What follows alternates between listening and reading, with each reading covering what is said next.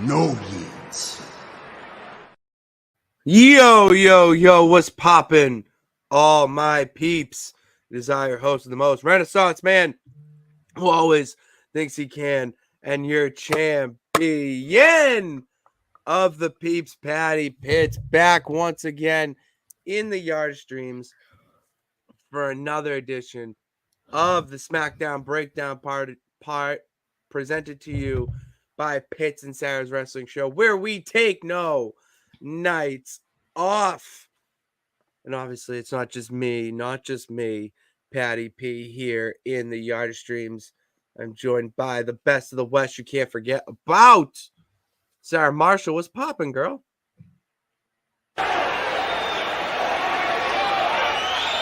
Hey, yo. Hello. Hello. What's going on?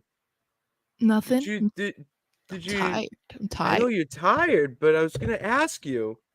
Yes. Did you get to the yard of streams by your car or a new vehicle? Yes, I got a new car. There you go. That's what you were doing all day. Because I no joke.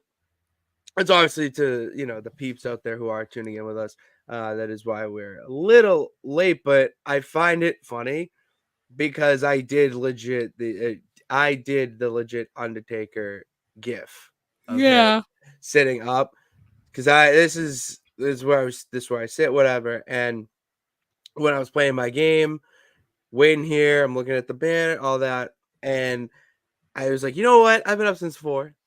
I'm just gonna take a little snooze. So I legitimately, I am gonna go out of frame here. Do one of these, just like lay down because there's a couch. Then I get the call. Then I get the call from you and other peeps. I'm like, oh shit, we gotta wake up. We gotta talk wrestling. So then I just arose back up. Yeah. So it was just a funny thing because we've been both out and I watched Smackdown again, and to be honest, I'm not as excited. You know what I mean? Like a lot did happen, which obviously we'll get into. But we have entered that, I would say, season where or stage, I would say, in this new era where it's just good. Like there's just stuff going on. It's no, complete excitement for war games or a Royal Rumble or something. It's good. And it just last night with the whole UK trip and everything, there's a lot going on. So, but yeah, let's hear from the peeps. Well, it's Nathaniel here. Hey, What Seth. up? Hey, guys. Nathaniel is not the Divas Championship. No, it is the. If it's your joke, then go for it. We love it. I do hope that Drake May has a good game tomorrow as well, Nathaniel. They are playing over in London tomorrow at Wembley Stadium, which bring it back to wrestling here. Apparently, the hype has died down. I don't believe it. I don't either. It's Meltzer who said it. So, and here's the thing: what came first? It's like a chicken and the egg type of thing. All right, what came first, and who was going to London for their big event? Yeah, well, I mean, the NFL has been doing games in London for a while, so you feel like if they were going to talk about a Super Bowl there, they would have already talked about it, or like, hey, you can lock it down for Super Bowl 68 or whatever, it doesn't seem like that's been a conversation with WWE. So it's like, okay, well, if maybe the conversation with like the NFL, if that just started happening, it's like, was there ulterior motives here because you heard about WWE trying to go? So you're like, maybe we should try to go. I don't know, but I don't believe that they wouldn't try to have both. Like that doesn't make any sense. Like, it doesn't have to be the same year. Exactly. That's basically the whole point of my argument is that why do they have to only have one? Yeah, that Why doesn't make any they sense. and not only that, it does not make sense right now for the NFL to hold a Super Bowl in London, if I'm quite honest. Like, the Mm, London games are a fun little treat. It's something that at this point, with how long they've been doing it, it should be talked about. mhm. Um, so yeah, I don't really buy a whole lot into it because Yeah. WrestleMania 1, we experienced it.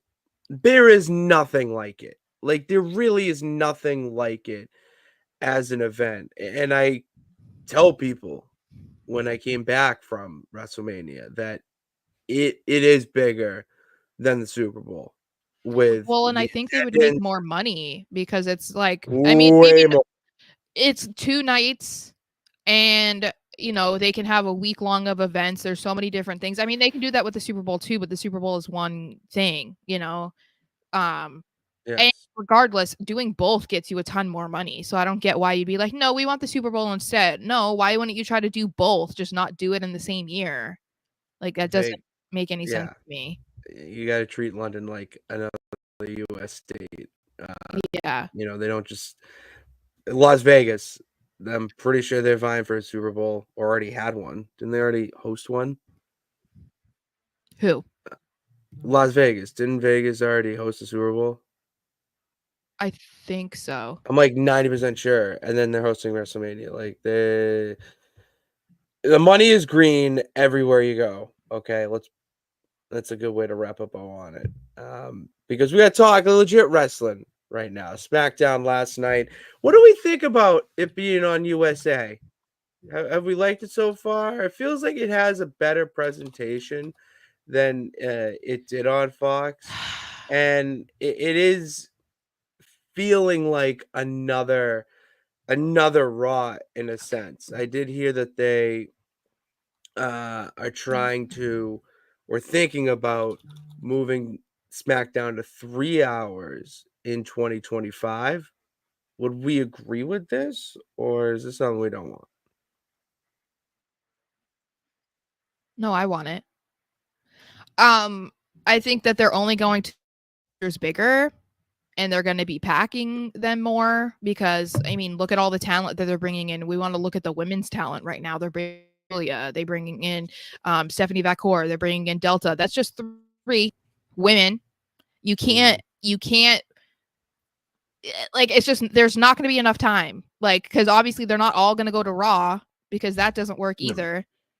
no. Um my internet is being buggy, so just let me know. Yeah, I Um can see. I'm sensing it. Don't you okay. worry. Yeah, no, I know they I'm like, are. should I You can. I'm gonna just go on a little royal ramble here. So if you need to leave and come back, Yeah, I I'm think I still gonna be have to. talking Okay, when I'll you're be right here. So back. yeah, you do that. I will continue for the peeps. So with USA going more. Oh, I can't. I can't. You can't see me split screen. I'm not doing this. No, brand. Yep. All right. So with the move to USA, Raw going to Netflix, it's basically when you have a roster that size, and we saw it, I think last night is a great example of it, that you need to get as much TV time for these superstars as possible. I mean, how long have we been clamoring? I got it. How long have we been clamoring, Sarah, for Candice LeRae to get some TV time? Mhm. How did we think? I mean, did we think that with her winning the Speed Championship, it would be any sort of legitimate title to carry over and make it a canon thing? Because we're not seeing it with Andrade. Mhm. He's the Speed Champion for the men, but you Mhm. haven't seen any of that transfer over. Yeah. With Candice LeRae, they're really trying to build this up like it is the preview to a women's mid-card title Mhm. by having her team with Nia Jax, and we'll obviously talk about what she did when she teamed with Nia Jax. But that's just one example. I mean, we saw Pretty Deadly last night for the first time. And Sarah, you may not have liked the result, obviously. However, they did play like a very vital role Yes. into how cool the finish was to Yes. that match.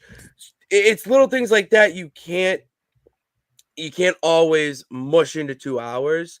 Hmm. And before, with the old era, the old regime, it felt like they were trying to just throw anything, and they didn't know how to manage that allotted amount of time, where now Papa Paul treats it like a breeze, like a walk in the park, because everyone has a certain role.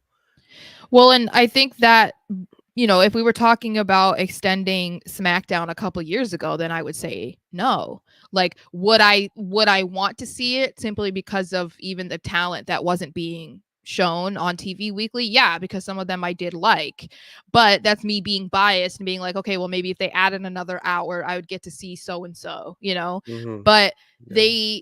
the shows weren't entertaining enough to warrant a third hour, but they Mhm. are now, and the rosters are only getting bigger, as I said. I mean, other than the women that they brought to NXT, obviously there's going to be more. They also had Motor City Machine Guns debut. That's a huge deal.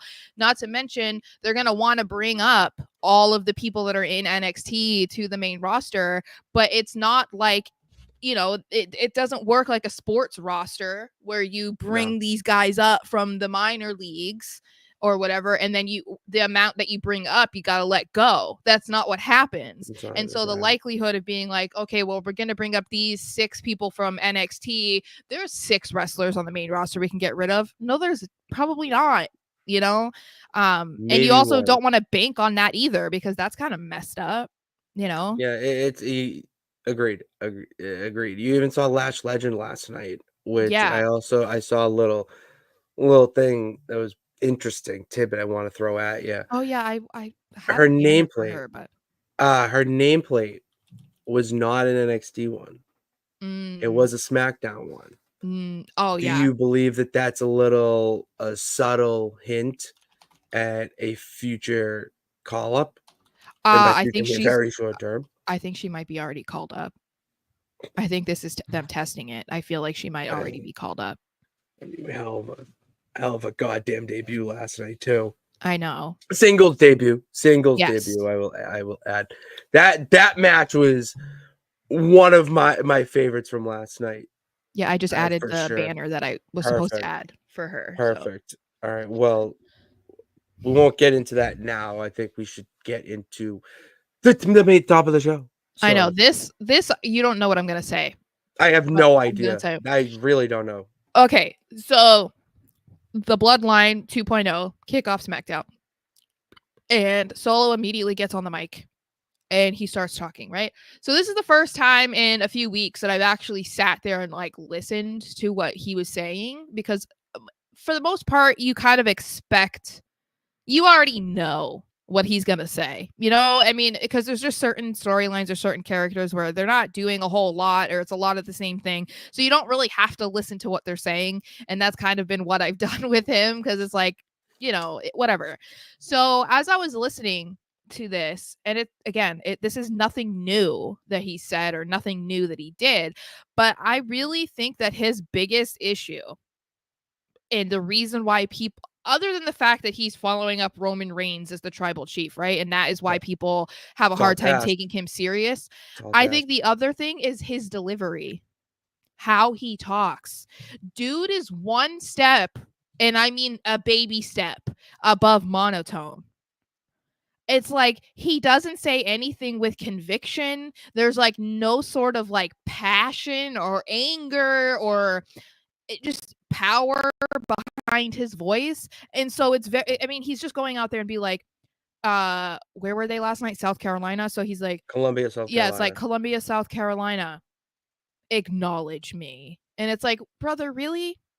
Really? Like, I get that you don't want to replicate what Roman was doing, but there's a reason why he came in and was like, acknowledge me, because it Exactly. caught your attention. It brought some fear to you and Mhm. whoever he was demanding that respect Mhm. from.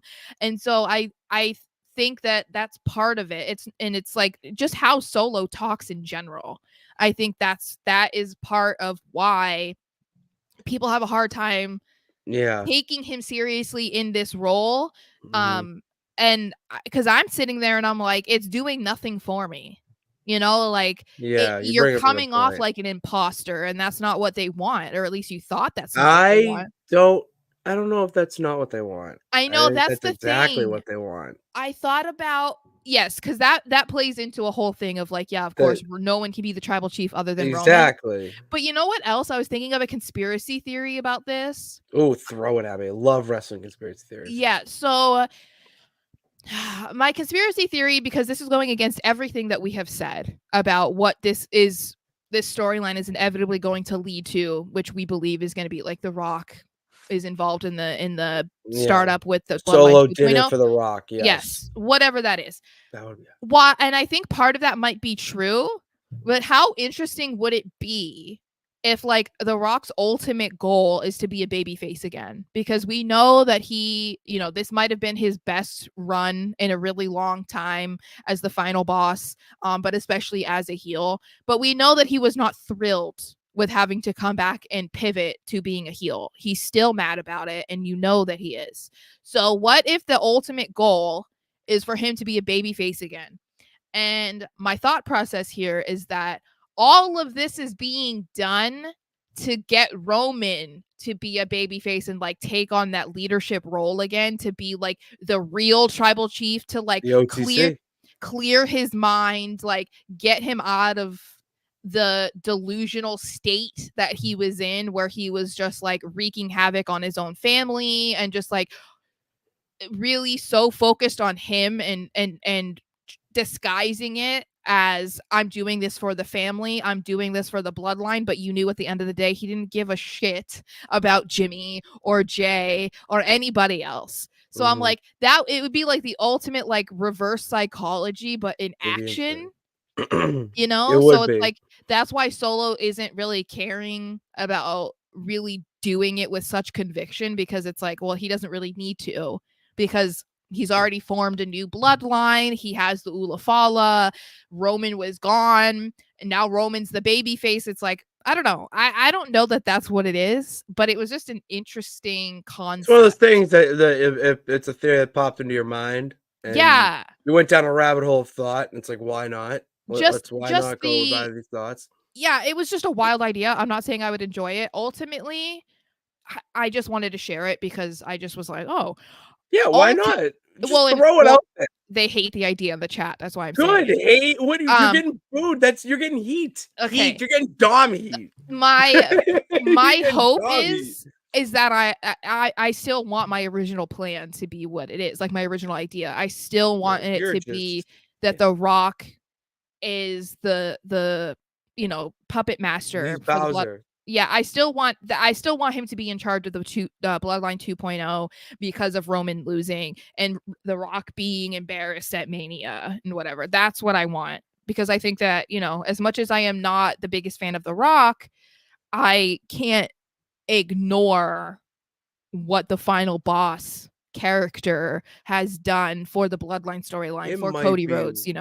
It might be one of the greatest heels in wrestling, in WWE history, is the final boss. The wild, which is insane. It's insane for a few reasons. One, I think because we've never seen this side of The Rock as a heel before. Because when he's been a heel before, so different. Yeah, it was like, oh, you hate me because I went to Hollywood. I'm just a movie star, like whatever. Like, it wasn't really that bad, It was just all selfish talk. It's like the Miz before the Miz. Like that's it was just all talk.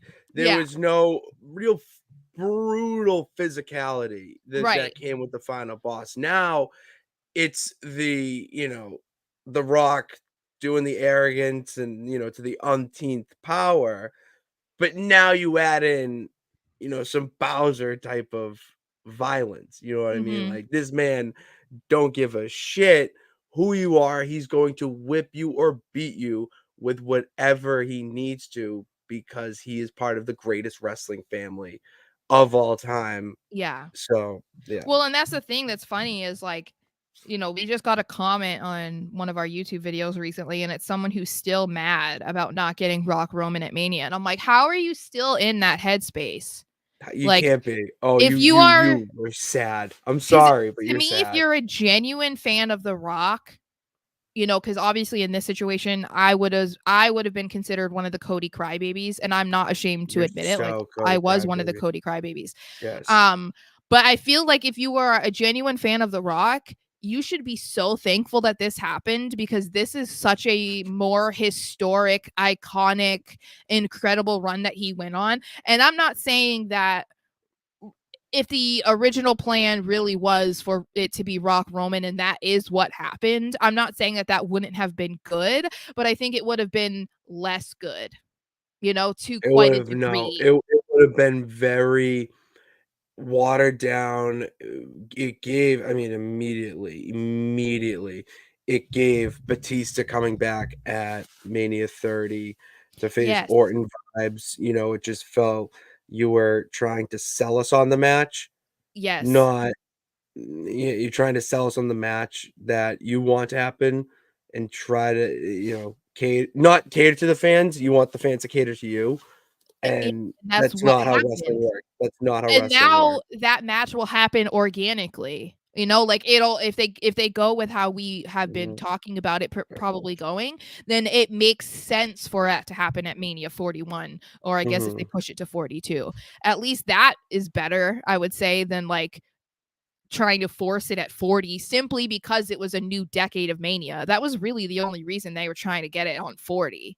Yeah, that's the only thing that makes sense to me right now, But the is that it's just, significance like, a significance of But, the like, the thing is that to me, that doesn't matter. Like, there's people that are like, WrestleMania 18, oh my god, like that, no one is sitting there being like, the only good Manias are 20, 25, 30, 35, and 40, Yeah, like, no one's exactly. saying that. There are people who love WrestleMania 1, there are people who love WrestleMania 8, whatever, like, 19 is one of the greatest, considered one of the top 5 so that's what I greatest mean. manias of all time, and that's Yeah, 19. How it's random of a number is that? exactly, so that's what I mean. I feel like I get why it would matter to a level, but like I think that they kind of treat every single new year for WrestleMania as if it's as big as, like the 40th or something, or the 30th, like that whatever that means, to be a new Mhm. decade. It feels like they already treat it like that anyway. So does it really matter if the number reflects it? I don't think so. I will say it doesn't need to be for a title, and No, it would absolutely have not. been. It It's for absolutely the would have tribal been. chief title. It's for the Ulafala. Or It just is being, yeah, whoever's inevitably. the original. Inevitably, I know The Rock is not wearing it, Solo who has it, but Mhm. that is the title that you would have it for. Yeah. It doesn't, so, yeah. Um, Like the, I like the long-term storytelling. It should happen at 42, especially if it's in London. No! I mean, the right I I'm sorry, but Rock Roman screams Las 41. Vegas fight. I think okay, It so does. I don't hate what Jackson is saying. Like, I get it. We're definitely buying into the long-term storytelling a lot more now that Triple H is doing it. So you kind of know, okay, this isn't the end, like we even said that about Punk and McIntyre, like that's going to be the end. But for now, they probably won't have another match necessarily, but it's still like they're going to meet at the Rumble or whatever. Something it will happen again. So I wouldn't be surprised if they push it to 42, but it just, to me, I still don't think like location or the number, whatever, that I don't think that should determine what matches you're having, what you're not having. If it makes sense to do Rock Roman this year, then do Rock Roman at 41. Don't Yeah. push it off intentionally till 42, because especially since that was supposed to be the match this year, that might be what people actually want to see now, because No, it's no, like, no, okay, no, you took now it they away from wanna the see it. people who wanted to see it There at you go. 40. Now it could make sense to happen a year later. Don't then push that out again, like that's No, the now you issue that I tease would too have. much. But No, you tease too much where you had us right there, And then if you take it away again, then we're just not going to care. Then we're going to move on to the next thing. Yeah. Wrestling Well, fans and it have a very also short-term memory. They it, don't have long-term memories, so you need to do it right away. it's also quite a commitment from The Rock, you know, Yeah, like in all and seriousness, yes. because it's like, okay, we want you to do Mania 3 years in a row. It's possible that he's open to doing that, but he's only getting older. And so it's like, I don't know that he's going to be willing to get into ring shape for 3 years in a row, because it's not easy. We know that he was working out and training for this year's WrestleMania for a few months. And then it's of course his schedule. He's a movie star. Like, he can't risk injuring himself at wrestling that he doesn't have to be doing. So it's like, that's quite an ask from them. Hollywood is But cutthroat. Hollywood is very cutthroat. I know we've been rambling about this, but this comment just like chef's kiss thank you to this Final entire Boss. thing, especially with who it's from. Yes. The Cody fans, he's happy that they made the change because we got Final Boss. And we should Yes. be getting Cody Rock down the line at another thing. Hear me Yes. out. Hear me out. We would if I like said let's Rumble. just put in perspective.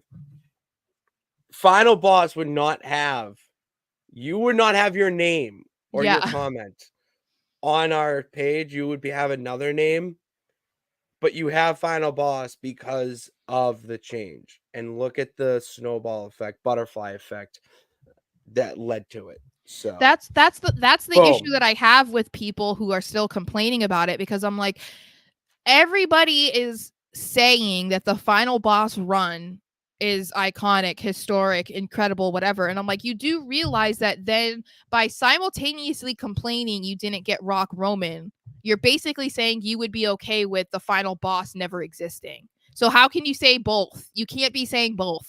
It makes no sense. You know? Yeah. Okay, so sticking with the bloodline, this was interesting because we were saying, all right, Jimmy is trying to win over Jay. We saw it, whatever, not working.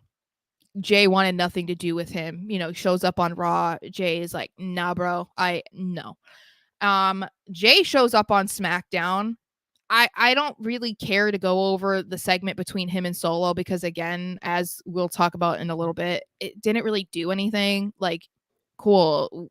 Yeah, Solo is tearing apart the family. We get it. That's the whole beef that we have. But I do think it was interesting because he was like smiley with Roman and he wasn't like avoiding Roman and Jimmy. And I'm like, are they really already going to have him just be like cool with them? Because things didn't go over well with Solo. Obviously, the message was not received. So I saw people reacting, being like, are they really going to have Jay already like be cool with his brother and Roman?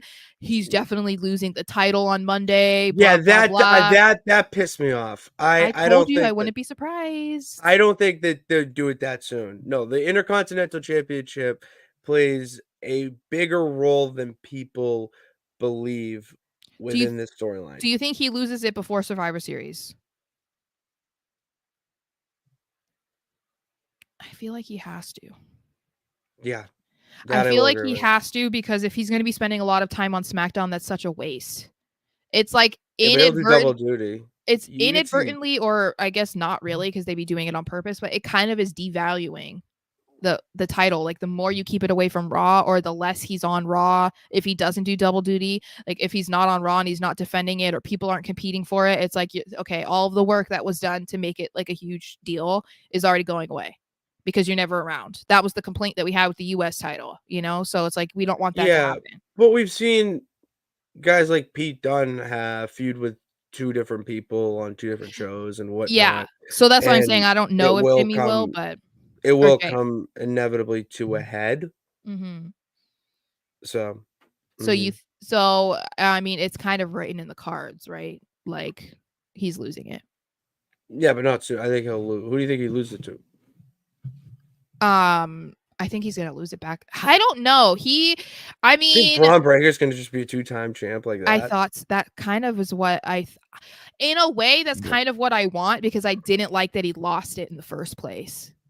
So, I mean, but I don't hate your idea of like Dominic winning it. I just don't know if that's what's gonna happen. But like, I wouldn't. The part that I have a problem with is that Braun is gonna have a match for the title on Raw, and if he loses it and then gets another match, and like, I don't know, I don't want to see him to lose. Like, that's decredit, like making him look bad. If he just keeps losing after he was in NXT and barely ever lost, like that doesn't make any sense. So I don't love that. Okay. I don't know. I don't know who he'll lose it I to, do but want to see Dominic. I really want to see Dominic take it off him. Dominic going a Jackson little thinks Jacob stupid. takes it. The thing is, though, but Oh if Jacob takes man. it, he moves to Raw. Yeah, you got to think about that. I didn't think about that because I just the sheer factor, but like the way it's going, if you have Dom sneak the win because it could be interference from the bloodline, the obvious or the more obvious one, Judgment Day, and then Dom goes on a stupid run with it, and by stupid I mean very short, but you have the image of him with the Intercontinental title, Yeah. and then Braun Breaker just spears the living shit out of him and just mouths over Judgment Day. Like, that's how you build up somebody. Dom winning the IC That's what I'm title would be saying, fun. dude. Like, imagine how pissed off the fans would be if the biggest heel in the company right now took it off of the most over face, not named Roman Reigns or Cody Rhodes, in the company. And then, him and Liv having the gold. So that would be pretty cool too. Yeah, you need that image. You need that image. Final Boss liked what we were saying, by the way, about The Rock's run in the Final Boss and whatever. And I did screenshot this, and it fits perfectly, by the way, as my Twitter header. So whenever I'm willing to change it from Scott Hall, I will change it to that I'm the tribal queen. I think we need at some point to. I know. I already make have that it cut and happen. ready to go. So. Oh, there we go. All right, you're I just playing. have- You're ahead of me. You're ahead of me. Yeah, I just like have to that. I like that. decide Let's go. when it's appropriate. Okay, so we were already talking about Lash Legend, and we've seen them now, her and Jakara on SmackDown for the past 3 weeks or so after It's at we least saw 3. Yeah, Bianca and Jade had been spending some time down in NXT, and they happened to be in the audience for this one, but Lash took on Piper Niven, and boy, oh boy, you kind of knew what this was going to be immediately because you knew it wasn't going to be a squash, because you could say, okay, well, they're using Piper, it's going to be a squash. No, you knew that they were going to let Lash be like, no, look at me, look at how strong I am. Like, I might not look like I might not look like Piper, I might not look like Nia, I might not look like, I mean, you could even say like Beth Phoenix or Rhea Ripley because they're jacked, and I'm not saying Lash isn't, but like when you look at her, you don't immediately think strong, you know what I mean? Mm-hmm. But this girl, she was picking up Piper, and like it was nothing multiple times in this match. So it looks like they're already booking her as like a Very powerhouse on SmackDown. Very strong. And I'm here for it. I love it. I'm very much here for it, especially with us talking about how they need to add more legitimate tag teams to the women's division. This is a great call up in NXT too, because it matches the SmackDown energy on the show, and you're also building a star in the process. The moves that Lash was doing were absolutely insane to Piper Niven. There was one spot where, thank God I've been watching for so long, hence Champ of Peeps, where Lash goes up to do, I'll say an AA or a DVD type of thing on the shoulders, and it's like, oh, she can't pick her up. No, she made it look like she couldn't pick her up so well. There were little things like that where you know that she's out doing herself. When it comes to performance and making yourself someone who could be talked about being called up, and it was immediately following. Piper went for like a cross body or something. It Yeah. was, and Yeah. Lashes went, "Oh nah," just like Yeah. picked her up so easily, and Yeah. then moments later, obviously put her up for a finishing move, which you need to pick that person up. Like the fact that Piper was off her feet, Mm. clean, Mm-hmm. and the move was done swiftly. I mean, Lash legend, the Mrs. Trick Williams, unbelievable. Like, I do wonder if this is going to play a role in like eventually where they might bring like Julia, Stephanie, and Delta, because they have quite a few strong, powerful ladies on SmackDown and not really on Raw.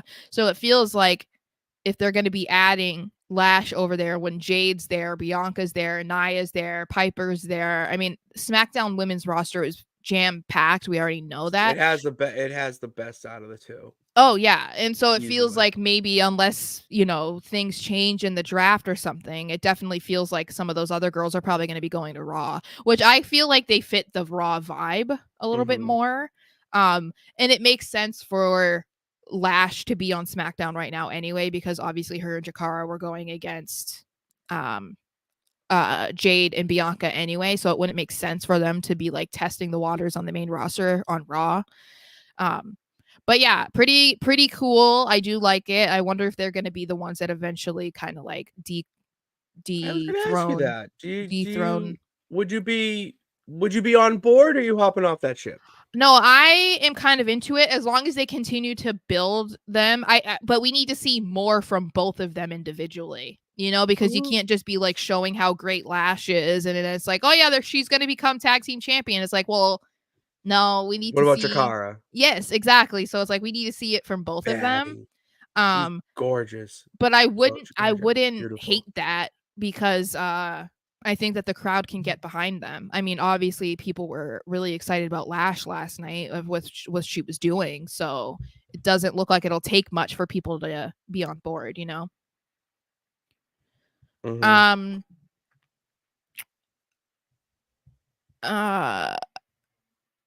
Oh yeah, Jay is saying if you made me a character in wrestling, I would be the tribal queen. You're already the bad gal. Yeah, that's what I have to Maybe be. that's your transformation. Maybe that's a sign for me to go over and talk to the bad gal and see what she Maybe. thinks about the tribal queen. We'll start that next week. So this SmackDown, we know that there was going to be, or they announced it before the show, that there was going to be a number one contenders qualifying, well, 2 qualifying matches. And we will have see both of the winners go against each other next week to figure out who will be going against the Bloodline for the tag team titles. And the first qualifier was DIY versus the Street Profits versus the Maybellies. Pretty Deadly. And I'm sorry, I am so excited that Wade got to be on commentary for this. Unbelievable, right? It was awesome. I was like, okay, I see Cole's not here. That's fine. But my guy Wade is here and just kept talking about how they had poppies on their outfits. And so I'm just like, oh my God, That Wade. Poppy's conversation was so funny. I'm just like, Wade Like, gets just it. ridiculous. Wade gets it, okay? And that's the thing is I wasn't pleased that they lost and I wasn't pleased that they were kind of a joke, sort of, but like, hello. I'm trying to be more accepting of where they're at because, you know, they were multi-time tag team champions in NXT, so I feel like they deserve better on the main roster. But I'm kind of trying to get into the mindset of how I feel about Chelsea Green. And although I feel like Chelsea has so much more to offer and so much more to show, like she plays a role and she plays it really well. And so I'm trying to think about it, you know, what Pretty Deadly are doing. I'm trying to think about it in that perspective because then I can't really complain, you know. I think it's more so of like, you know, that Chelsea will get there eventually, and I don't know that I trust that they'll do that with Pretty Deadly. Oh, But I see it. I see it, especially after how the match went down last night and how they executed the finish. I yeah, would say almost to perfection. And but before I get to finish, the match itself was so fire. good. It was exactly what you Triple H needed from loves the a team. triple threat tag team match. He loves triple threat. I think we see triple threats more often now. Like that's his favorite matchup because like the tag teams they need an opportunity to shine, and they haven't had the best opportunity Mm, because the tag team titles are being held hostage by the Bloodline and the Judgment Day, the two top factions on each show. It's mhm, very interesting now that I talk it out loud. mm. Very interesting little connection there. But before I get sidetracked there, yeah, you need to showcase them in. I mean, DIY and the Street Profits. Yeah, that's everyone's favorite, but Pretty Deadly. The shit they were doing was very good in the sense that it was very heelish. They did Yep. exactly what you need to do as the heel in that match. And I mean, I get excited of the little things Yeah. with the younger, I would say younger or not as over talent because it shows that the potential is there. It shows the potential that when given a bigger spotlight, they'll be able to shine. I hope you're right. And then going to the finish of the match, Pretty Deadly. It was trying to do spilt milk, right? Is that what they were trying to do? And then that's what set it up? No, they were trying to do a double superplex off the Oh, yes, top yes, rope, yes. Yeah. Yeah, they did and they did spilt milk earlier. Angelo Dawkins Yeah, yeah, yeah. knocks Kit over the ropes, My guy. and then Elton gets on Angelo's shoulders. They hit him with that, throwback, super throwback move that they do. Yeah, you guys were awesome. We're talking about how you guys just basically saved the match. And he goes for it. Elton, who is the blonde on your right, for anyone who doesn't know, he rolls a little bit over, and Kit on your left rolls back into the ring. But why would he roll back into the ring? He rolls back into the ring and then is hit with a meet in the middle by DIY. Ciampa goes for the pin while Elton is being pinned by Montez. So we get a double pin. Jessica Carr, 1, 2, 3. Match is over. Wade thinks we have a double pin. Mm, Everyone thinks we have a double pin. Then DIY's music hits. Everyone's confused because Montez got the pin with the first guy, mhm. and Jessica Carr explains to the ring announcer as the camera gets closer and closer that Ciampa pinned the legal man. Yep. He pinned the legal man. That's why they are crowned the winners. Adds more chaos to the triple threat. It makes for a you know no, that's not the right word. Not wonky, but like a confusing finish, Mhm. and it brings it back to the rules of the match. So you Mhm. have to pay attention. It's not just a free for all. There are legit rules. It Yeah. showcases that.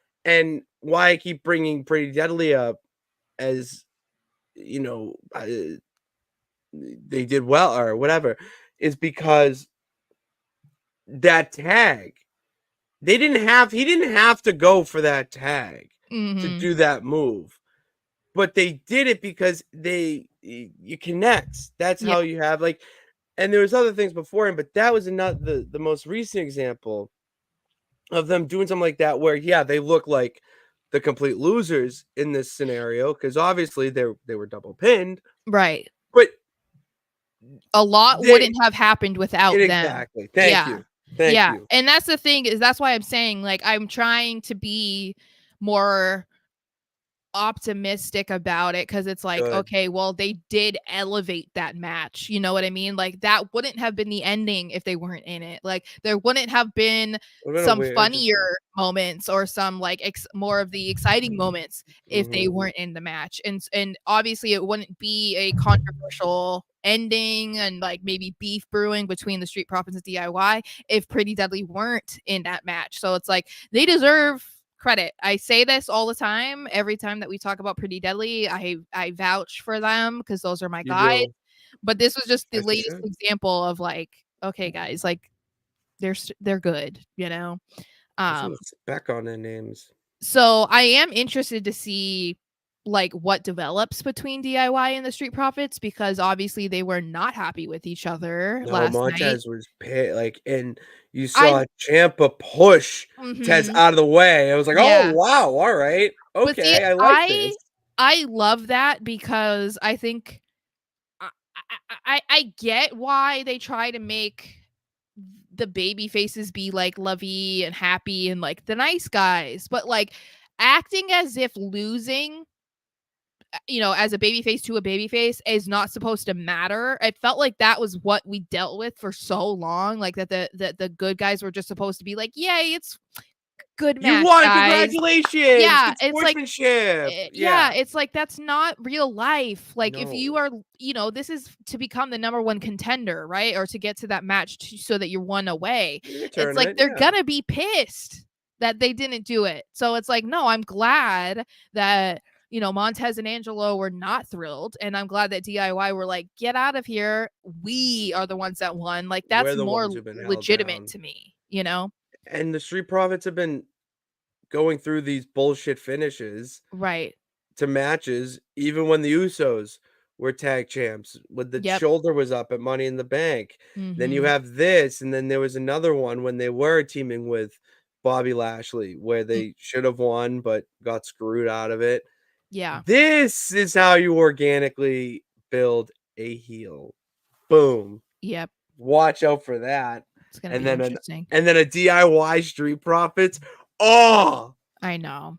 So the second Motor so City. the second Yeah. qualifying match was between A-Town Down Under, Motor City Machine Guns. What?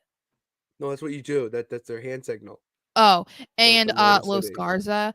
So basically we know that these were made just to get Motor City Machine Guns in a match. And I am sorry, I don't care. Okay, first of all, I have a couple thoughts. One, I've thought this for a really long time, but like he's just been out of my mind, so it just reminded me. But Alex Shelley could get it. Okay. Yeah, he's in your Yeah. he plays to your type To me, for sure. it's so funny to me when I say something like that, and you're like, I'm not surprised. Like Yeah, I feel like, but like, I mean, I know you now, and I like I say, I'm know, like, but it's yeah, like, yes, I see it. Boom, high funny five. because Like, like I feel like people who have known me a lot longer like don't know these things or don't expect it. But yeah, Alex Shelley could get it. Um, Also, I guess my main thing is because we talked about their song. How do you feel about their song? it feels like a WWE version of their TNA one. I know. I don't. I don't hate it. I don't love it. It just is Yeah. what it is, and I'm okay with it because it's Yeah. not terrible. Yes. So, like I said, I felt like because they were probably going to get rock music, I was like, okay, well, when we've seen Def Rebel do rock themes, they haven't been that bad. At least the more recent ones, they have not been that bad. They screw up other ones, but it seems like if they're going with like rock and roll, harder rock, whatever, they do a fairly good job at that. So Mhm. I didn't hate it, but I'm like you. I'm like I don't love it. I feel like the volume is also low on it. That's another thing that bothers me. I wanted to ask you this. You said it because volume. Yeah. The crowds, they should they have been a little bit louder? It felt like they were Yeah. pretty quiet for the Motor City Machine Guns I know. to And debut. it's something that Humble Wrestling mentioned too, that like the audience doesn't feel like they're full of smarks anymore.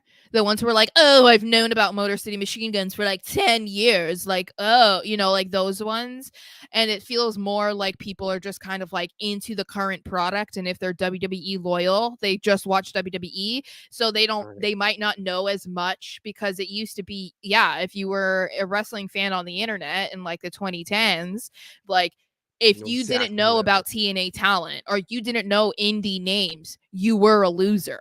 It's like because so many of the biggest indie names came to NXT, then it was like, stop pretending like you even knew who Prince Devitt was before he signed in Or NXT, Kevin or Steen, yeah, or Adam Cole, like El Generico. yeah, those types of things. And so it feels like now there's more people who probably are WWE loyalists, or maybe never really paid attention to TNA, so they're not as familiar with Motor City Machine Guns. But I also think that who was in this match and already going after the other triple threat, which delivered, I think that kind of messed it up too. Like, I think if they might have switched out like Los Garza and maybe put in, I don't know, maybe if you switched out and put the Street Profits in this one instead, then that might have made it a little bit more amped up for people because they want to cheer for the Street Profits, but they would be excited about the MCMG debut. But I think part of it is because they don't care about A-Town Down Under and they don't care about Los Garza. So it was like, we want to cheer for MCMG, but like, I don't really know them. So, Yeah, like, do you think that the announcement on social media too played a factor in the pop? no, because we knew they were debuting based on their vignette. So you knew that they were coming tonight. You just didn't know in what capacity. So that was how we found out. I think it was more so of, just going after that other one already. And then like the mashup of this match didn't have people super invested because you don't like Los Garza, but you don't really care. And it's kind of the same thing with A-Town Down Under. So that's what I mean. Like, the people who like Theory and Waller individually or together, like maybe they were in there, but like a lot of people don't really care because they're not doing anything anymore. No. But people have more emotion towards the Street Profits and DIY and Pretty Deadly. You know what I'm saying? So I think that played a role. But now we get to see Motor City Machine Guns versus DIY, and I already saw people in the chat were saying that it is a dream match, Mr. Anderson. Match. So, oh my god, that's gonna be remnants of Black and Gold NXT. Oh my god, I'm so excited about it. And that's the thing is like, I'm so glad that we are now in a time where Corey Graves is on commentary and allowed to say that these guys are TNA legends and that they like revitalized like tag team wrestling and that kind of stuff. Cause that's the type of stuff that we would have to pretend like, they're nope. They have brand new wrestlers. Who are these guys? Like, well, we're gonna introduce you. So I'm glad they were able to stress like how actually like monumental it is that they're in WWE right now. The line that will stick with me was Corey saying that it's your favorite tag team's favorite tag team. They are, because they've been around that long. I was 8 years old or 9 years old, doesn't matter. I was a kid, elementary school, recording TNA on Spike TV and watching it at 5 a.m. before school to see the Motor City Machine Guns. And I'll even go a couple years earlier when it was me watching Chris Sabin fight in the X Division against AJ Styles and Petey Williams, who are both in WWE right now, obviously doing very different things, but doing it at a phenomenal level. No pun intended. And I was watching Alex Shelley take a camcorder and recording matches. You know, like these guys have been around that long. And you were waiting for them to get to WWE. And the fact that they're here and it's done right, it's such a good thing for the wrestling community and the wrestling world that we should not be taking this for granted. Well, and I feel like that brings up something kind of interesting, like that we have talked about, I think, kind of in the past, where there are wrestlers that are coming to WWE now, and we're like, why did it take so long? Like, you know, or even with someone like LA Knight, where it's like, okay, why would you abandon the LA Knight gimmick and try to make him into something else? But it's weird because it really is something where it feels like all of this is happening right now, even if it feels 5-10 years too late, like later than we feel like they should have been in WWE. It feels like it was meant to happen now. You know what I mean? Like if we saw MCMG in WWE 10 years ago, they'd be gone by now. They would many years ago. They would have probably been lasted maybe 2 years. And most of it would have probably been spent in the back because they're not big. They're not super strong. They're not the stereotypical type of looking guys that Vince liked. You know what I mean? So it feels like, yeah, they should have been in WWE 10, 15 years ago, but it's like the timing was right, even if it is towards the end of their career, you know? Mm-hmm. I kind of feel the same thing with like LA Knight. Like if they tried to bring LA Knight in 10 years ago and he was the same guy that he is now, probably would have been great, but not for long because obviously Vince didn't like him. So just kind of weird, you know? Could you imagine if they did bring beer money? The final boss. What's crazy, Beer I was money. just reading that it seemed like James Storm and Triple H had a problem. And that is why James Storm didn't sign with WWE. I was just reading something about that. That's the rumor, I guess, because we have to remember Triple H was still overseeing NXT when he popped up, which James Storm was in NXT. He made a I know, that's what I'm saying. Yeah. When he popped up in NXT, but it was like what, once or twice? Like It was he only wasn't. once, and I don't Yeah. think it was live on television. I think Yeah, they so were that's live why I'm like, events. when that happened, I was like, holy shit, because we were still in that time where TNA talent was not going to WWE and vice versa. You know what I mean? Like it really wasn't happening. So I remember when that happened, it was like, oh my God. But yeah, I just read something about it. Like Triple H and James Storm had some beef. So I don't know what that was, but yeah. Very interesting. I think they could have made a ton of money with them. It's like They would have made a so lot of beer easy. money. So I don't have a whole lot to say about it, but we like to go over the entire show, so I want to make sure we mention it. But Cody Rhodes comes out to hype up Crown Jewel, puts over Gunther again, because they're continuing the whole like we respect each other, which like I said, I'm fine with because it's not a real feud. But I mean, other than being thankful that I got to see Cody Rhodes on SmackDown, I could have done without this segment. It did nothing. It really did nothing. This could have been a vignette. Yeah. I think that's a good way. Like he came out because you need to have Cody Rhodes be in front of a live audience. You need Yep. your champion, undisputed champion, that is, to be there every week. So I'm not going to fault them for that. I'm not going to be a dick and say, why was he on there? Like, I get it, but there's just some things that you don't need to have a lot of passion about. You don't need to get fired up about everything on the show. Mm-hmm. And it kind of alluded this in my weird ramble to start the show, is that, you know, we're so hyped up with other things Mm-hmm. that we don't really care what's going on with Cody Gunther. Yeah. Because we care about what's going on with Kevin Owens. Like, Mm-hmm. I was more invested in Kevin Owens's video that he posted on social media than they aired on SmackDown. Yeah, we can I talk cared about more it. about that Yeah. So before. they're pushing the Kevin Owens Cody Rhodes thing a little bit. Probably because Kevin is not allowed to be at SmackDown, at least right now. And Randy Orton talks to Nick Aldis and lets him know that he wants Kevin Owens. He wants him at Crown Jewel. Nick Aldis says that he can't. It's like it's out of his hands. So basically being like, you got to go talk to Triple H and the higher ups because like they don't want Kevin here. This is going to happen. We know it's going to happen. They're going to want Randy and Kevin at Crown Jewel. Of course they are. Cody's already there, so it makes sense that they would pivot to this right now. And I am here for it. I am so here for this.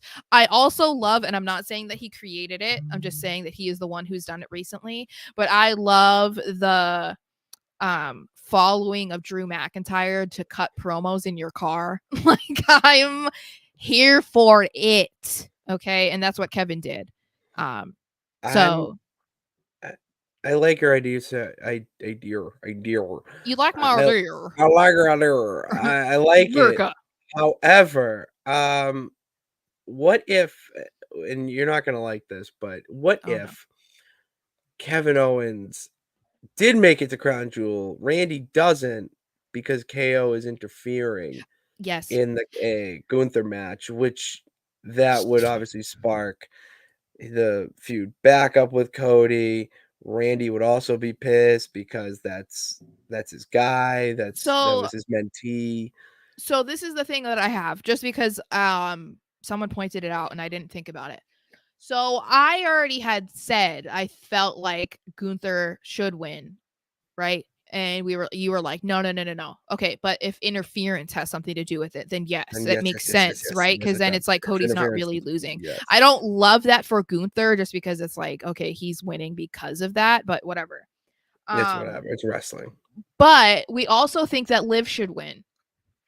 Do you really think that they would have both Raw superstars win? Yes. Someone brought that up and they were like, wouldn't they want one SmackDown and one Raw? So if Gunther wins, that means Nia's winning. I don't know if that matters, Ooh. Ooh, but I just thought of something. Ooh.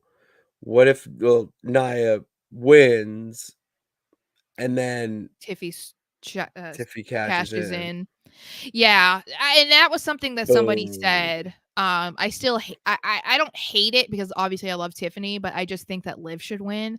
But I mean, it's not something that's really going to do much for Liv as the women's world champion anyway. Like it would just be another thing that she could say, like, "Oh, I'm also the Another crown jewel gold. Yeah, champion." yeah. But they said that it's a title and whatever that's like at Crown Jewel and staying at Crown Jewel. So it's like, okay, if she won, then that's it. Like you're not really going to see it. You're not defending it. Yeah. You're not So defending the Crown Jewel title. if that's the case, then sure. But Doesn't yeah. matter. Like at the end of the day, sorry to burst anyone's bubble here that may be really into this, but this title means jack shit Yeah, I to mean 99.99999% of wrestling it's to fans. please the Saudis. That's basically what it Exactly. is. That's Yeah. all it is. It is because they are doing a hell of a lot more than the US to make WWE feel larger than life. And by that, I mean their whole WWE experience over there. Yeah. Basically, a Hall of Fame of Mm. sorts that I don't know why we don't have here. And that's where the money is. It's a business at the end of the day.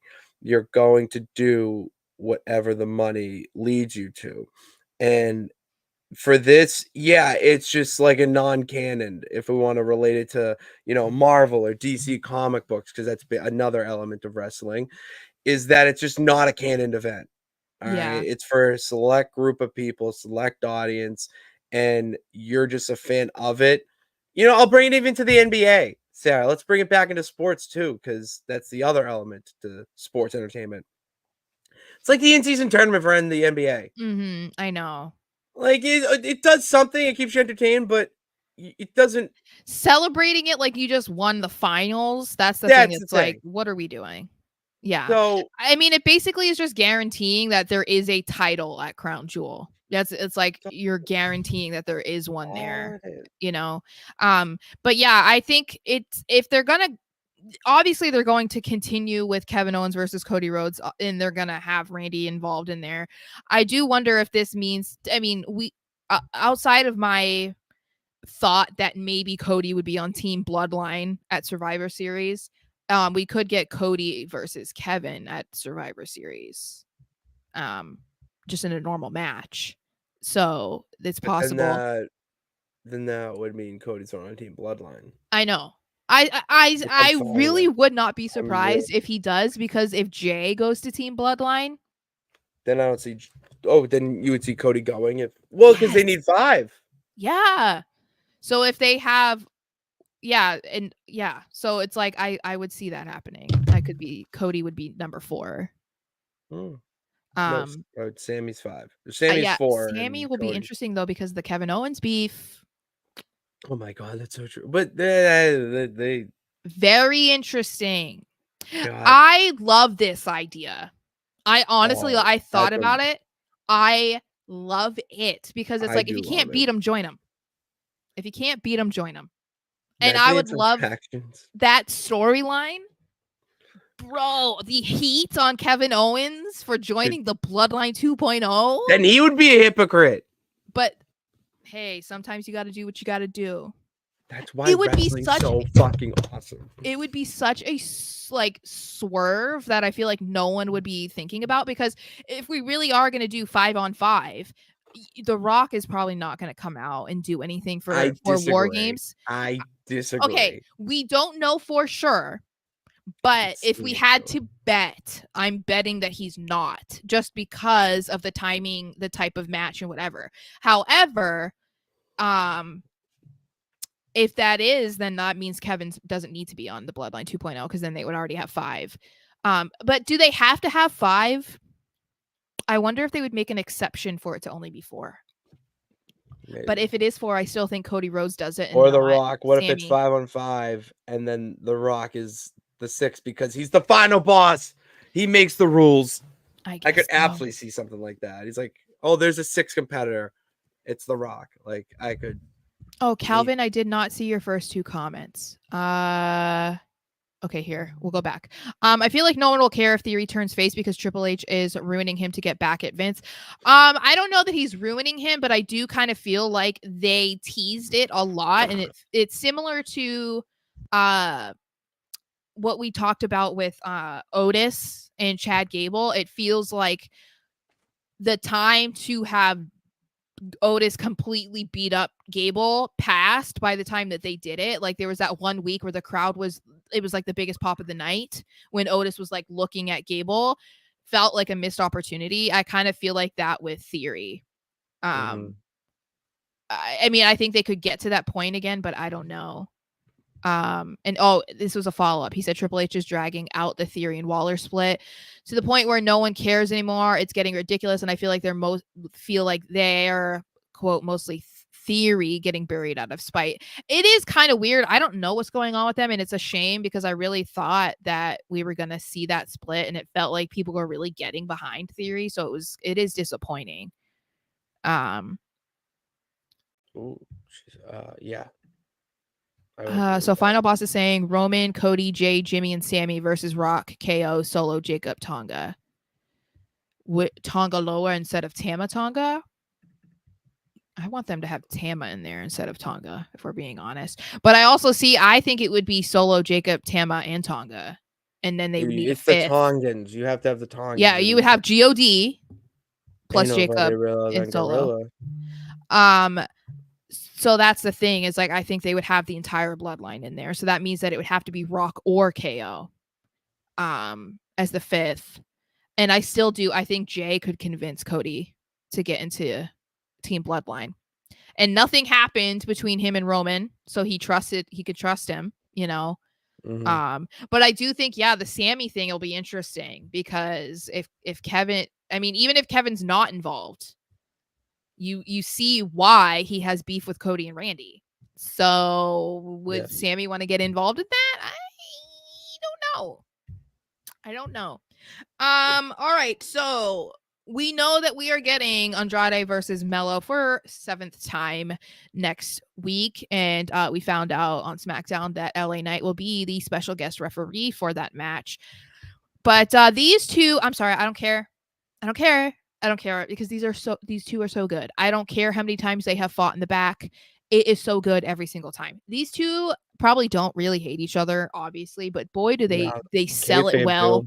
They do a hell of a job. And I am like, I don't know how many people are in favor of their best of 7 or how many people are complaining.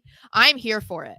Because if you can put on a good match, I'm here for it all the time. I don't care if we have seen it already 6 other times.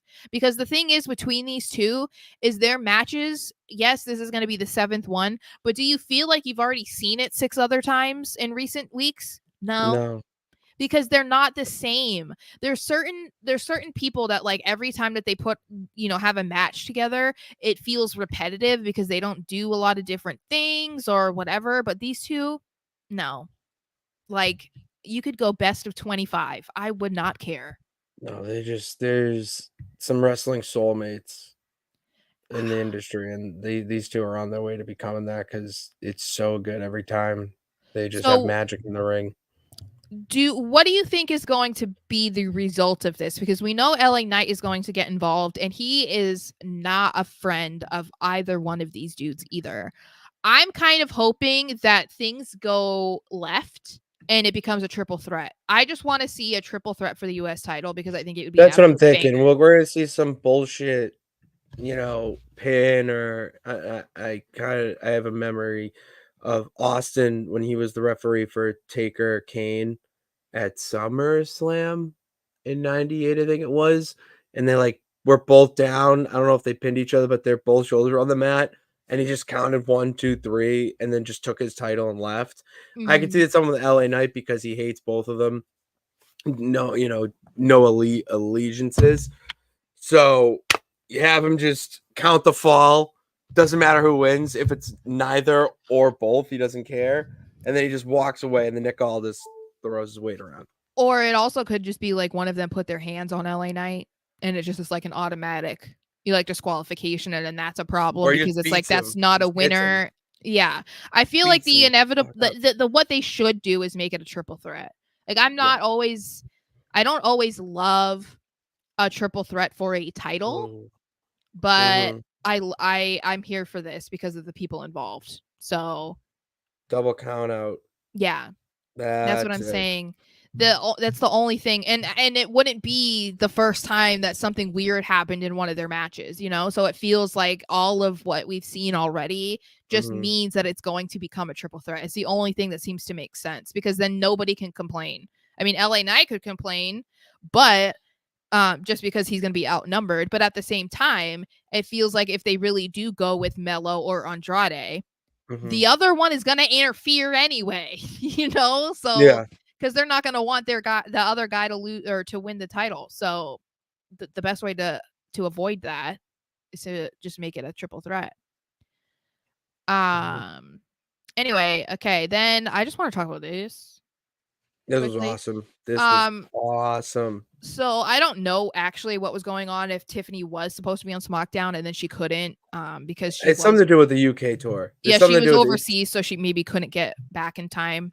maybe on that Um, special assignment with Michael Cole. Who knows? Yeah, so Nia had no partner to go against Bailey and Naomi, so she figured that the match was canceled. Nick Aldis is like, LOL, no, we're still doing it. You just need to go find a partner.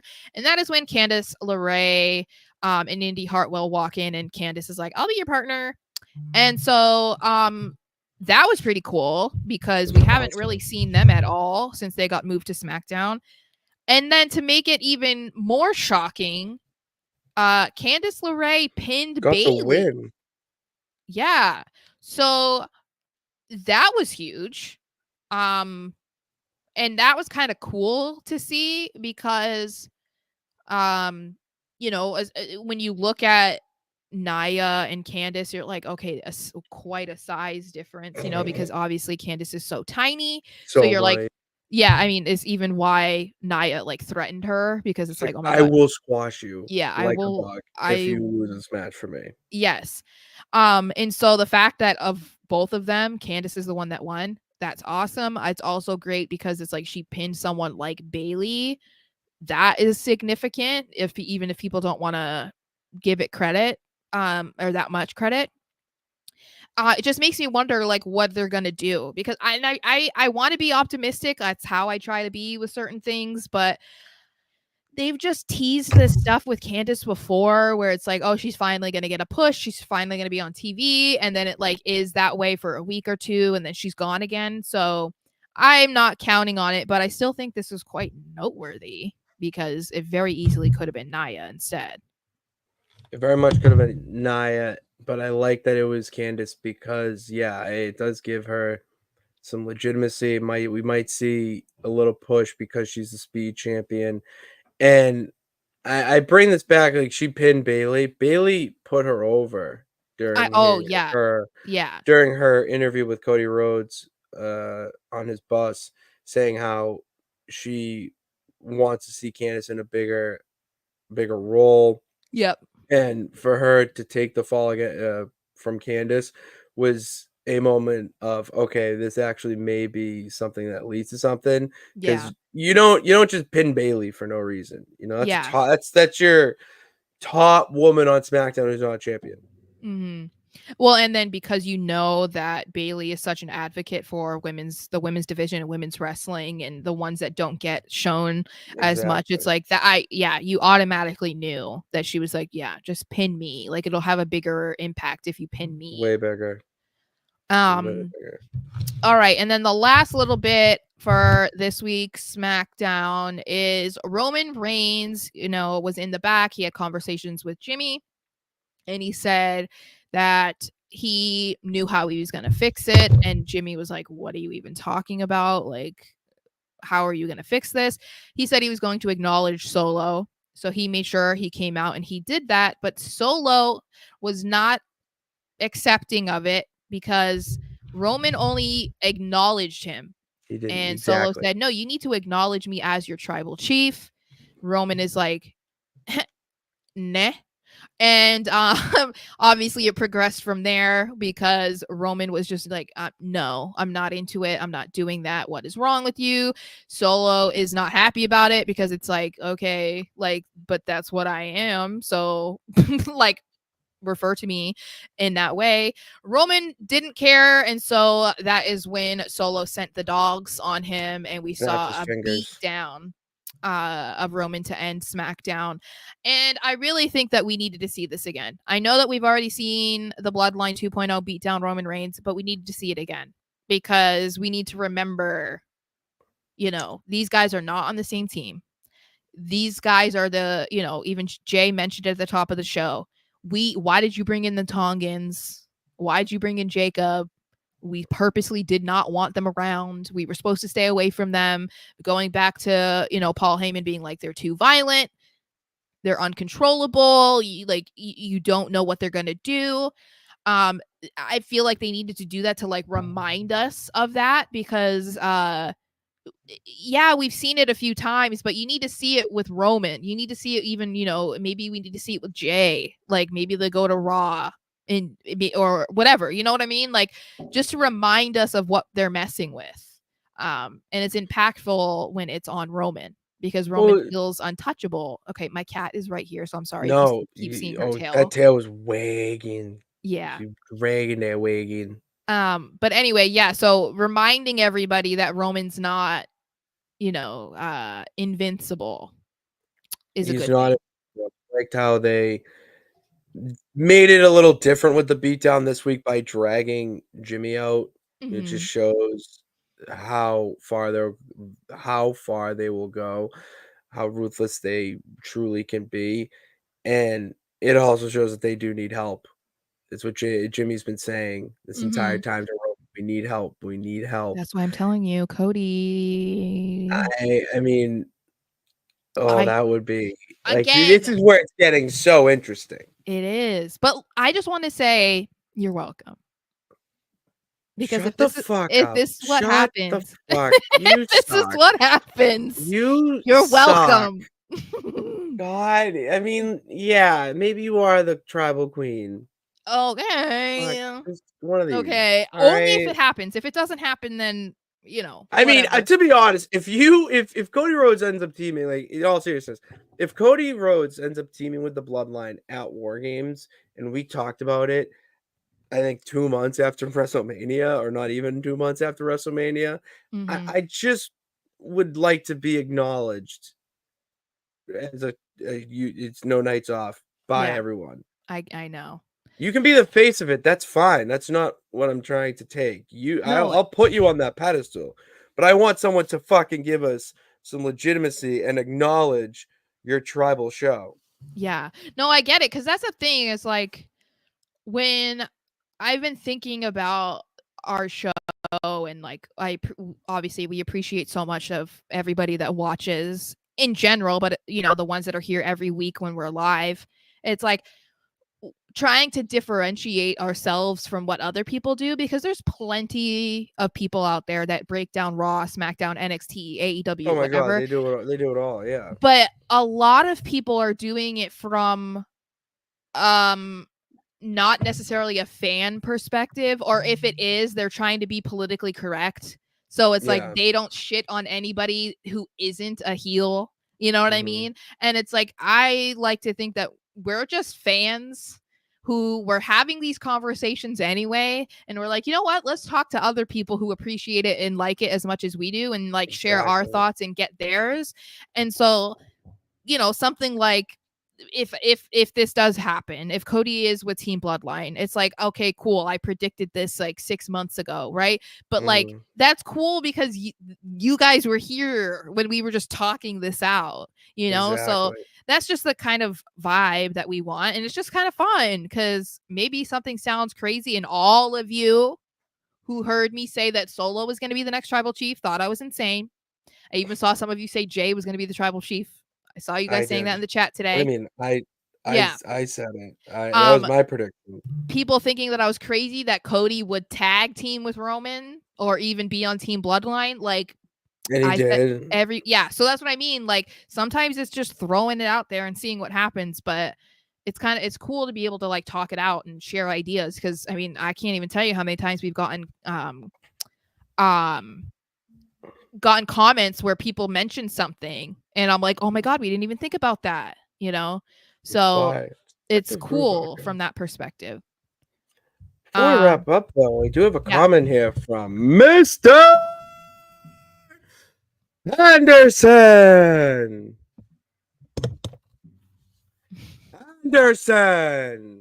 Who asks us, do you think Jacob Fatu will cost Jay the title?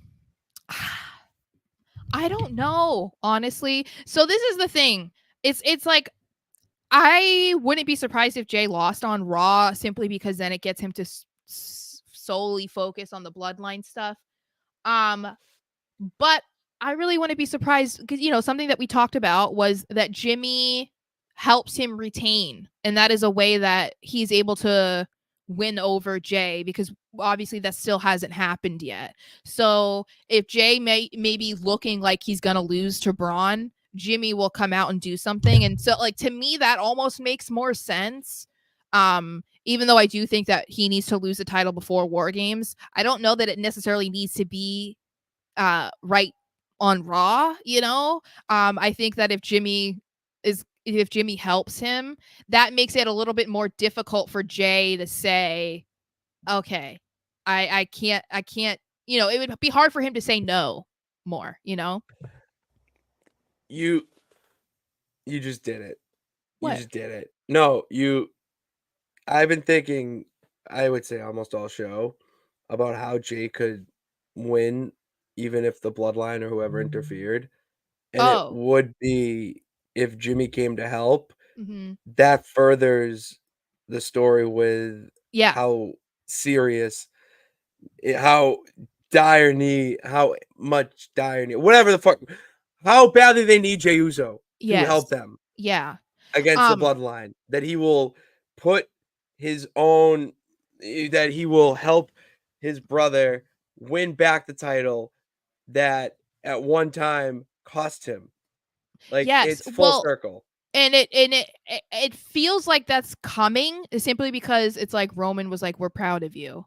You know what I mean? It was like Jay emphasized that he won the title to Solo. Then we see Roman and Jimmy like telling him that like we're proud of you. So it was like, okay, they're drawing attention to this, and to me it feels like for a reason because they didn't have to. It's like you already see the title, you know he's the Intercontinental Champion. You don't have to say anything about it. So I think that I don't think it'll be Jacob. I think that it's gonna be Jimmy that helps him. Maybe eventually when he does lose it before War Games, I assume, then it might be like Jacob or Tama, somebody that they're responsible for him losing it. And then that is why he's able to like push his anger towards going towards the Bloodline 2.0. That makes more sense in my mind. And then gives it more time for them to figure out who they want to be Intercontinental Champion afterwards. I like this question by, first off, hold on, before we get to that, you look like Brinley Reese. Like, maybe. Okay. I mean, you know what? You guys say you guys say nice things all the time, so I'm just gonna take it for what it is. That's definitely a nice thing. She's very cute. She's also very positive. I don't know if you know that, but that's the wicked positive girl on NXT, who's essentially an amplified version of Hugger Bailey. Oh, geez, yeah. That's awesome. Sarah, you and Pitts are in a bar fight. Y'all need to get out. It's you and 4 WWE superstars. Who are you picking to help you get out of the bar? All right, I'll take 2 and you take 2 to make it fair. Can I say who my first who immediately came to my mind? Yes. The Undertaker. Hell yeah. But American Badass Undertaker. Oh Because yeah. that's the motorcycle Oh gang type of dude. yeah. You don't want to Oh, fuck with him in a it's bar. BSK, baby. Yeah, you don't want to mess with him. That was the BSK first. for life. That's the one that came to my mind immediately. Oh, current W superstars. Oh, it has to be current. That he's a current. All right, easy. I got my first. Rhea Okay, Ripley. current.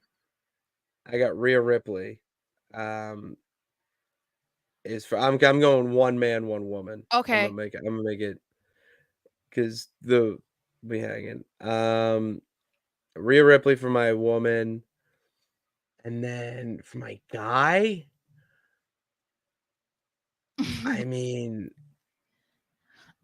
there is the name that comes off the top of that right now is Randy Orton.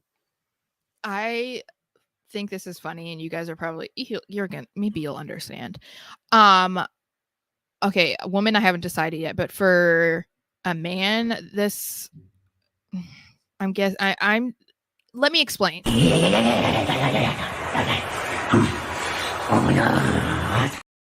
Because who wants to mess with that? You know? People are going to be terrified of this man. That's where I thought you were going. At all. Yeah. At all. I'm thinking from a psychological perspective. If this man is in the corner being like, yeah, who's going to want to mess with you? Plus, he's smaller. He's agile. Oh my god. He's bull. He's buff. Okay, so that's my man. For a woman. Ooh. We got Rhea. Yeah. I kind of want to. You know what? I'm going to pick Bianca. Because she's strong, but she also got that braid. And when she whips the shit out of you. You could hear it in the balcony of an arena. I know. Remember when she did it to Becky? Hell no. Oh my god. So, yeah, I'm going to pick I can those feel two. it. I know. You're just like in a bar. Just like she hit you over the head with a bottle and then just hit you over the back repeatedly with the hair. Oh. Well, let us know what you guys would say. They like my answer. Yeah, it's fucking funny. And it's like, I'm just saying. As a man who has been part of a few bar fights in my day or seen a few. I haven't been in like any bar fights, but I've seen them. You've been part of it, and yeah, I want Randy Orton hands down. I want Rhea Ripley there as well. I mean, Tama Tonga. Mean, yeah, you're not messing with that dude. No, because he would scare them. You'd be like, you might not scare me physically, but I don't know what's wrong with you up here. And that's a little bit scarier than what my fist can do. You know what I mean? Because when you're walking down the street, are you going to be more scared of the 6'5" bulky dude or the guy talking crazy, with a pet orange in the corner? I'm going to be scared of the guy with the pet orange. Okay? Just saying. I think it's a great way to wrap up the show because, yeah, that's a whole lot of nonsense. Don't have a pet orange. Okay? That's all I didn't mess with him. No, there was a guy when I was in Seattle. I was in the line at a concert. There was a homeless man that was looking at me and my friend, and he had 2 mangoes, and he was squeezing them in front of us, just like this. It was terrifying. That is Oh, it was grapefruits. Sorry, grapefruits. Yeah, it's very weird. That is very weird. That's bizarre. Yes. Oh, Jacob Fatu. I know. That's a good one too. I don't have a video of him, or I would have picked him. Lunatic. Yeah, maybe you pick Jacob for your man. I like Randy though. He has voices in his head. I guess so. Man ripped out a urinal just because he wanted to. I mean, that's a dude I want to drink with. 2009 Randy Orton. Bald Randy Orton. I couldn't drink with bald Randy Orton. I've had my fair share of crazy people I've ever gone out and drank with. Obafemi. That's my dog. Too. That's my dog. I love Obafemi. I got Solo and the Tonga Bros and Jacob Fatu at the bar. You winning that. I have drank with my fair share of crazy people, Sarah, you want to know what the Drew's a craziest good one. group of people that I've drank with? Hmm. Canadian lacrosse players. Mm. It's not the hockey players that you would think. Lacrosse players, for any of the peeps out there that are asking why, it's a different level of crazy, man. They are just you just let them be. You go drink with your crew. All right. Oh, you got another question, Calvin? You know what? Fuck it. I have time for one more. I can hold in my pee. So we got to make I know. it quick. I have to get something out of my new car, so that's all. Hey, let's go. For insurance, I have to sign up for my car You insurance. have CarPlay on your insurance? I mean, not insurance. Yes, You have Apple CarPlay. CarPlay. Fuck Yes, yes. and Let's go. I think I can use Spotify too. I just have to figure out how. Oh no, if you have CarPlay, you can. Oh, okay. Yeah, if you have CarPlay, you can use Spotify. Because I have Oh, okay. CarPlay, and CarPlay is the best. It's also going to make our road trip from Zona to Vegas a lot easier Oh, I know. I for already made a direction wrestling purposes. playlist Hell yeah! for that specifically. Did you put Spotlight on there? What Spotlight? Spotlight by Fozzy? No. Why not, Sarah? No Fozzy rule. I have no Fozzy? But what if I want to listen to Judas? His what is it? What is it? Judas, whatever. Yeah, So, that one. I don't care how much I hate Chris Jericho at that moment. I am going to sing along to Judas. What kind of car? I got a 2024 Buick Encore GX ST.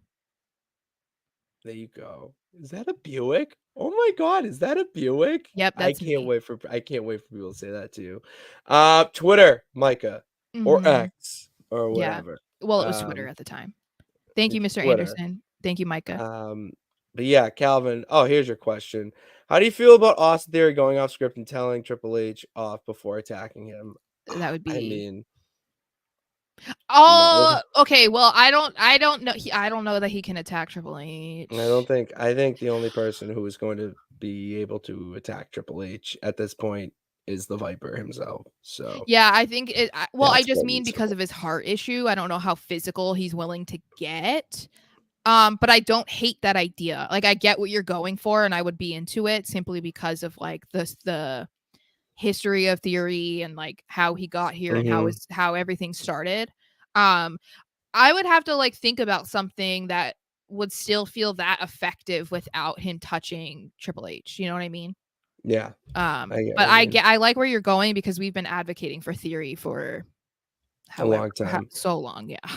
Here's the thing. I would have picked Kevin Owens, but like I don't know if he's a guy that is I don't know. I went probably KO would be 2, but Randy Orton sticks out to me. Like that's a guy if I would 1 easily grab a drink at a bar with, and Mhm. 2 if some asshole tries to fuck with us, I want the 6'5" jacked up dude with tattoos in my corner who Yeah. hears voices in his head and can punt people in the head.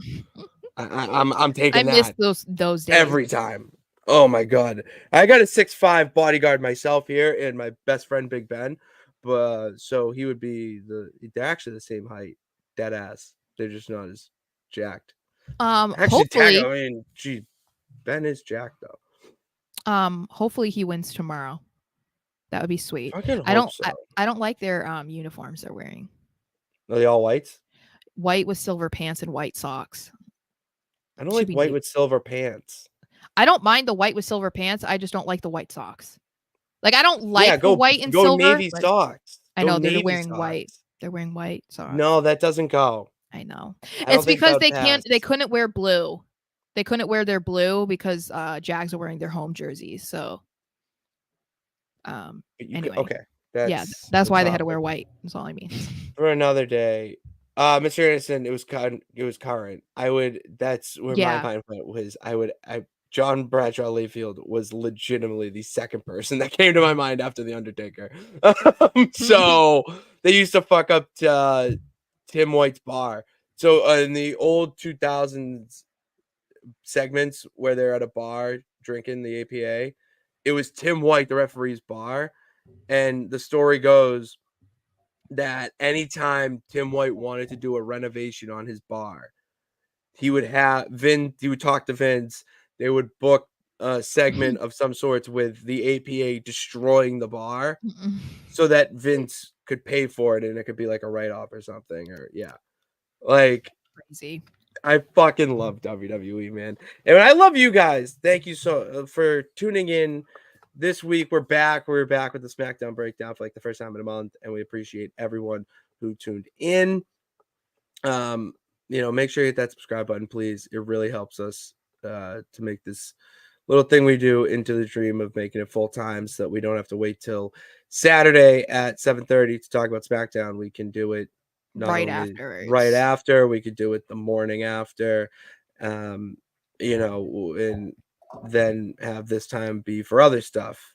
Maybe me playing as Sara in WWE 2K, or Sara and I playing GM mode in WWE 2K at an office. It's just shit like that you have to start here before you get to that, and it's not possible to even be here without you guys. So we thank you so much for tuning in and supporting and all that shit. So be a peep and tell a peep about us, and tell them to subscribe, tell them to follow us on social. Do it yourself if you haven't already. Links are in the description below. And that's all we got. That's all we got for it. Tune in on Tuesday for the tune in For the tune in for the Raw Rewind on Tuesday at 7 p.m. Eastern Time, 4 p.m. Pacific Time. And we thank you guys for tuning in. God bless. Remember that you can do it. All you got to do is try. See you Tuesday. Later.